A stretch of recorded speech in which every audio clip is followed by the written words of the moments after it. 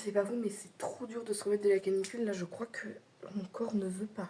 Juste, alors que ça fait peut-être une grosse semaine, une semaine et demie que les températures sont redescendues, que la nuit on est passé en dessous de 20 degrés et qu'on peut globalement avoir de l'air frais avant 23 h. Mais en fait, j'ai vraiment pris un rythme de con de me coucher super tard parce que du coup, il fallait que j'essaie d'aérer mon appartement le plus longtemps possible le soir, ce qui fait que je peux me coucher vers des 1-2 heures du matin.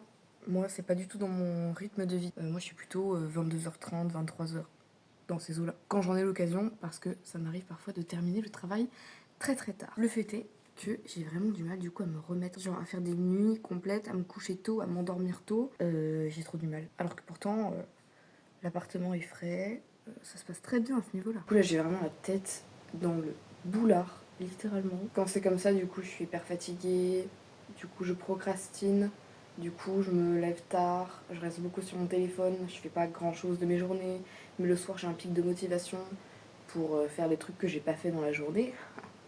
Mais sauf que du coup, je me couche à nouveau tard. Du coup, je suis fatiguée et on recommence comme ça. En fait, c'est pénible. Du coup, ce matin, je me suis dit, on va pas faire la même chose qu'hier. C'est mon deuxième jour de week-end et j'ai envie d'en profiter un petit peu, de faire des choses, des trucs que j'ai pas fait hier. Donc là, je range ma lessive au lieu de la laisser traîner pendant des jours et des jours sur l'étendoir. Le Tankerville. Et j'ai également fait ma skincare. Je me suis lavé les dents, je me suis coiffée pour la journée. Ce soir, c'est shampoing.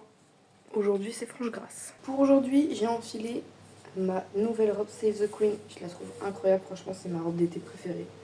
Elle est trop belle, j'aime trop les couleurs, j'aime trop la coupe, j'aime trop le fait que ce soit un petit peu pointu ici et que ça s'attache autour du cou. Littéralement, je cherchais une robe comme ça sur Vinted depuis des mois. Au départ, je voulais m'acheter la robe réalisation par en soie qui a été virale il y a 1 ou 2 ans. Et je la trouve trop belle, j'adore la couleur et tout, mais j'avais peur de me lasser du motif et pour 350 balles, ça fait chier. Et du coup, je m'étais dit, je pense que ce que j'aime le plus sur cette robe, c'est cette coupe avec le licou en fait. Tout simplement. Et du coup, j'ai cherché un petit peu des alternatives sur Vinted. J'avais pas vraiment trouvé ce que je cherchais, mais en fait, je suis tombée par hasard sur ma For You page sur cette robe Save the Queen, une de mes marques préférées. Je me suis dit, elle est pour moi. Elle était pas si chère que ça en plus pour une robe Save the Queen, donc clairement, je l'ai prise. Et ce que j'aime particulièrement, c'est ces petits détails qui font partie de la robe en fait. Donc moi, j'ai remonté les fronces pour remonter la robe encore plus et qu'elle traîne pas par terre, t'as capté. Mais en fait, ça c'est vraiment pratique parce que tu peux adapter la robe à ta taille et ça fait partie du design de la robe. Bien évidemment, j'ai perdu la 3e épingle à nourrice, alors j'en ai mis une à moi. Mais ça le fait. Ça le fait.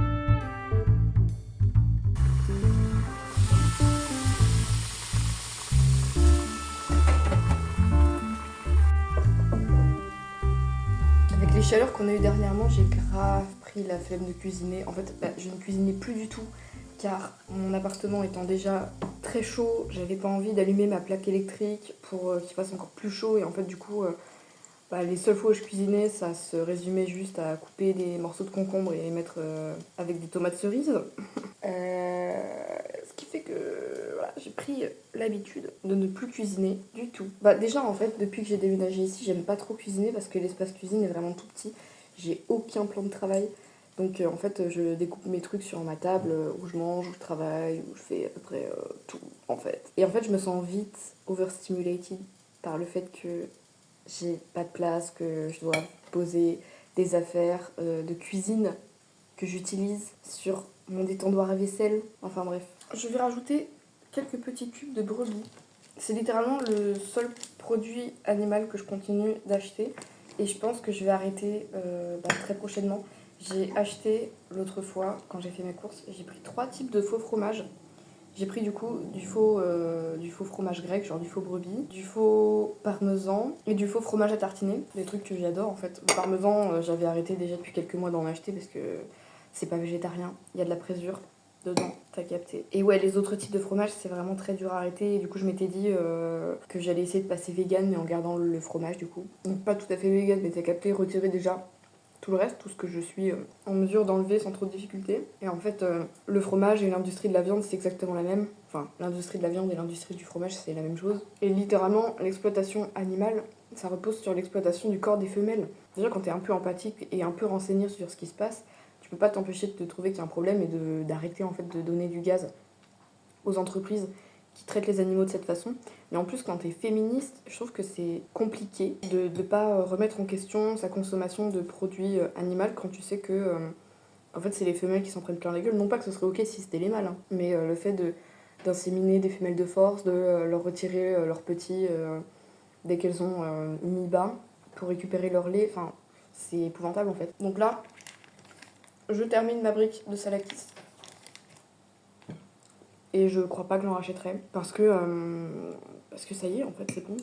D'autant plus qu'en soi, le véganisme, c'est pas compliqué. T'as rien à vraiment arrêter, en fait. Tous les plats que j'aimais avant quand je mangeais de la viande, je continue de les manger avec des alternatives végétales. J'ai pas arrêté de manger des pâtes à la bolognaise. C'est juste que maintenant, dans ma bolognaise, il n'y a pas de bœuf. Je vais mettre soit des lentilles corail, soit du haché végétal, ou même du haché de protéines de soja texturées. Ça fonctionne très bien. Là où ça peut être un peu compliqué, effectivement, c'est d'apprendre à adapter tous les plats qu'on aime et à fabriquer des alternatives, à cuisiner des alternatives végétales. Pour ma part, j'ai pas rencontré de difficultés particulières, que ce soit au niveau du prix des alternatives végétales. Je m'y retrouve vraiment financièrement. Quand je vois que, par exemple, une barquette de poulet, c'est le prix de mes courses de la semaine. Combien ?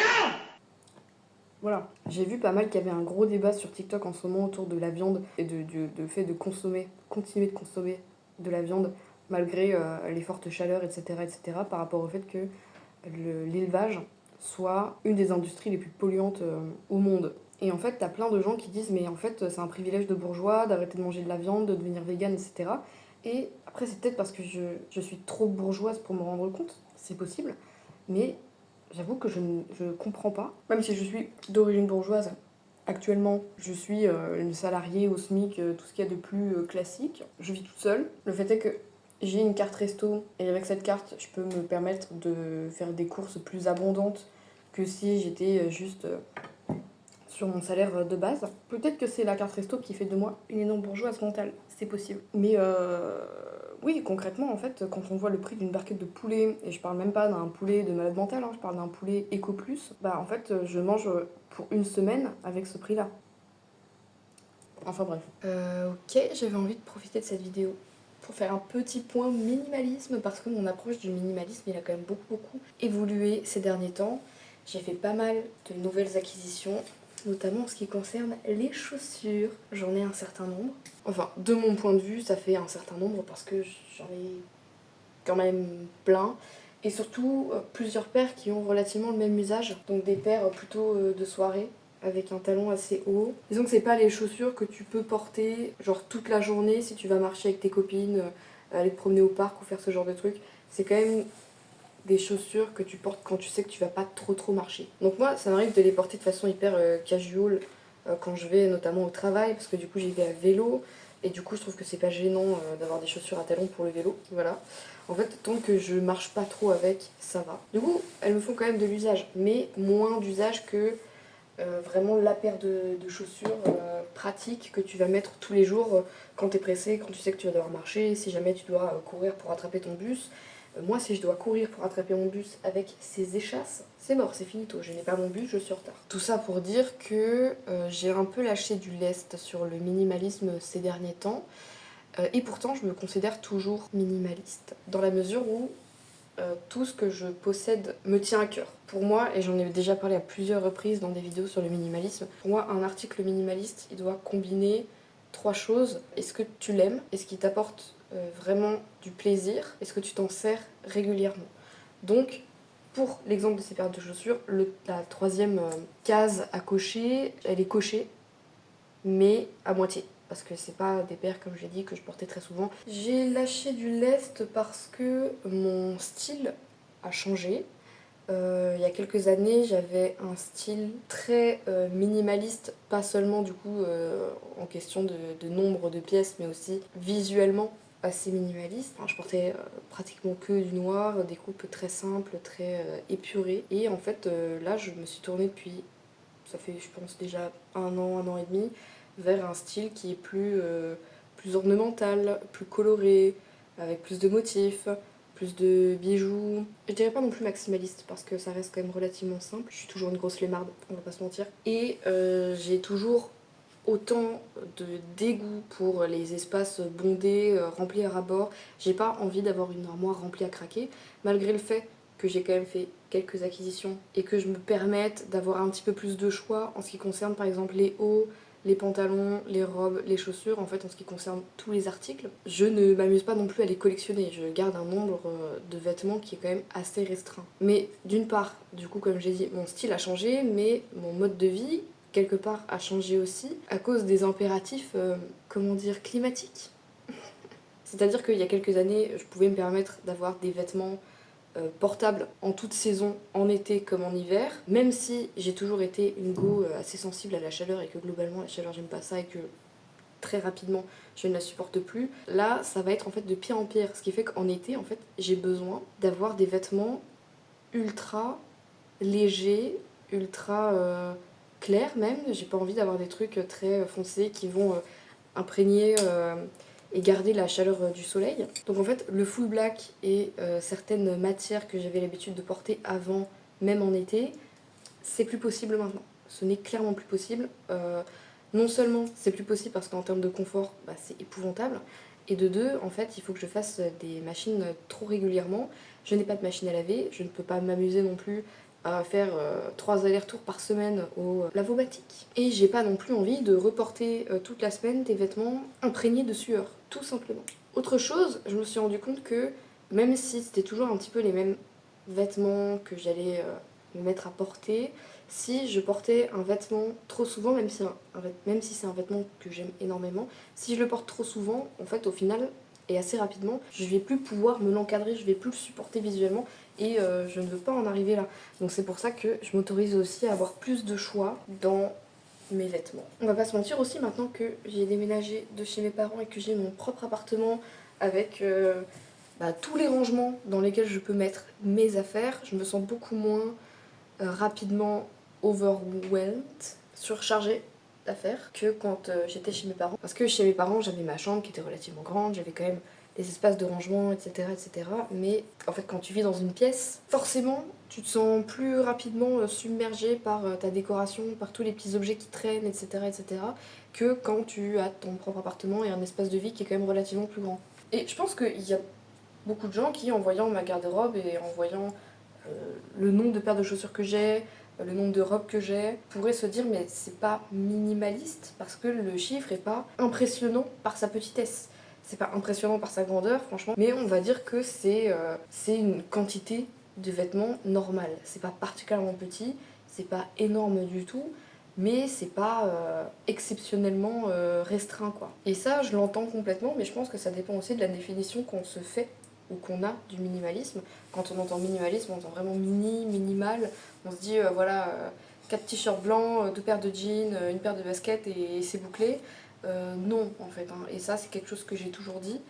Ça peut te correspondre si c'est ton idée, si c'est de cette façon que tu as envie de vivre le minimalisme. Tout dépend aussi bien sûr de tes objectifs. Personnellement, c'est absolument jamais cette approche-là que j'ai eue du minimalisme. J'ai toujours eu une approche qui était plus libre et plus ancrée dans la signature personnelle, que ce soit en termes de déco, de style vestimentaire. En ce qui me concerne, je trouve que mon mode de vie est toujours minimaliste, dans la mesure où je n'ai rien, je n'ai aucun vêtement qui ne me fasse aucun usage, qui ne m'apporte pas de joie, qui soit là en fait juste parce que je sais pas quoi en foutre, parce que j'arrive pas à m'en séparer ou quoi que ce soit.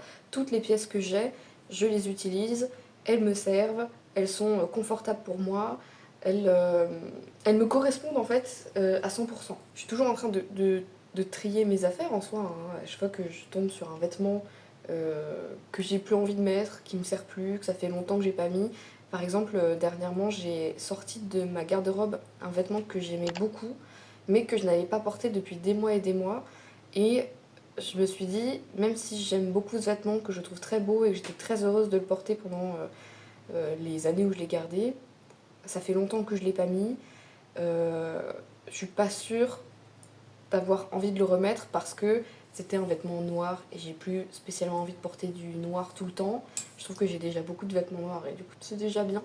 À cause de la transparence aussi, en fait, j'aurais été obligée de porter un soutien-gorge, porter quelque chose pour cacher ce qui se passe à ce niveau-là. Et sauf que, en fait, porter un soutif, c'est vraiment de plus en plus insupportable pour moi. Je déteste ça. Et ce qui fait qu'en fait, ce haut-là, je ne le portais plus. Voilà.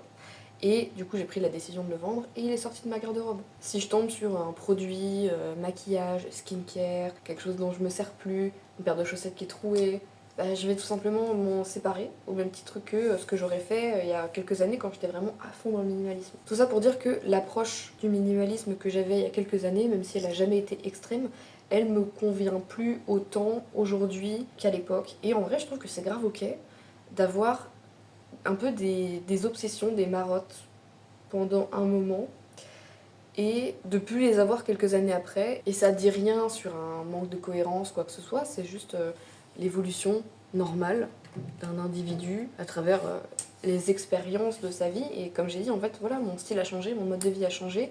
C'est normal que... C'est comme je disais tout à l'heure, mon style a changé, mon mode de vie a changé, les impératifs climatiques ne vont faire qu'évoluer. C'est normal de s'adapter aussi au bout d'un moment, quoi. Même si, attention, je ne compte absolument pas, mais absolument pas tomber dans la surconsommation, me mettre à acheter des vêtements neufs parce qu'on a qu'une vie, YOLO ou je sais pas quoi, ça c'est complètement hors de question. Genre vraiment, vraiment pas. Je reste une go de la seconde main, je reste très attentive aux achats que je fais, j'y réfléchis pendant plusieurs semaines, voire plusieurs mois. Je suis responsable au niveau de mes achats financièrement et j'ai pas envie non plus de m'encombrer avec des trucs qui vont pas me servir juste parce que j'ai eu un coup de cœur à l'instant T quand j'ai vu la fripe sur Vinted, quoi. C'est hors de question et ça je suis toujours très vigilante à ce niveau-là parce que c'est, pour le coup, je pense que c'est vraiment pas aligné avec la personne que je suis et je pense que je serais plus le type de personne à fonctionner de cette façon. Mais on va dire que ouais, clairement je me suis quand même un peu lâché la bride.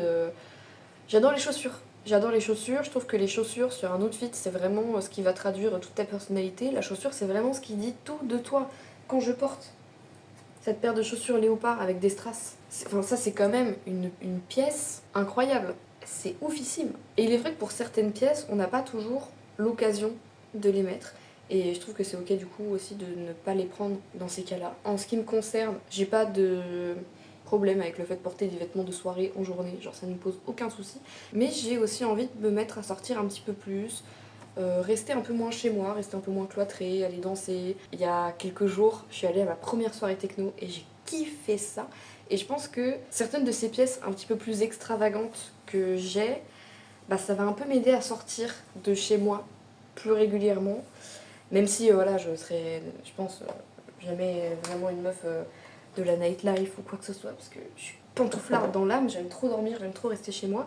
Je pense que sortir plus de temps en temps, ça peut pas me faire de mal. Et si avoir une jolie paire de chaussures, ça peut me motiver à sortir pour les montrer, et bah grand bien me fasse. Voilà, je crois que j'ai un petit peu fait le tour du sujet pour le minimalisme. Si j'ai un truc qui me revient en tête dans l'après-midi, et bah je te le ferai partager. En l'occurrence, je vais aller peindre. J'ai commencé une nouvelle toile et j'aimerais bien terminer aussi celle-ci. J'avais déjà rajouté du blanc sur la queue du renard, etc. Et j'aimerais bien rajouter des petits détails de poils sur la fourrure, mais je sais pas trop comment m'y prendre et ne pas ruiner le tableau. Ce serait dommage. Je pense que je vais plutôt reprendre le nouveau tableau que j'ai commencé hier. Coucou!